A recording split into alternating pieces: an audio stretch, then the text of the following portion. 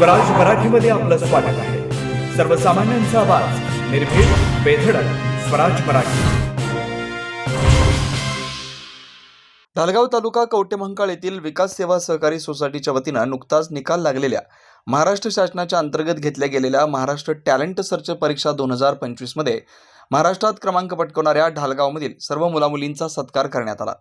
यामध्ये अमेय मारुती गडदे इयत्ता 4थी राज्यात 15वा, राजवीर धनुसिंह राठोड इयत्ता 4थी राज्यात 2रा, वेदांगी संजय चव्हाण इयत्ता 4थी राज्यात 14वी, सुशांत गणपती कोळेकर इयत्ता 3री राज्यात 24वा, आरोही अजितराव खराडे इयत्ता 6वी राज्यात 12वी, वरद अनिल बाबर इयत्ता 7वी राज्यात 26वा या सर्व गुणवंत विद्यार्थ्यांचा तसेच त्यांच्या पालकांचाही सत्कार करण्यात आलाय।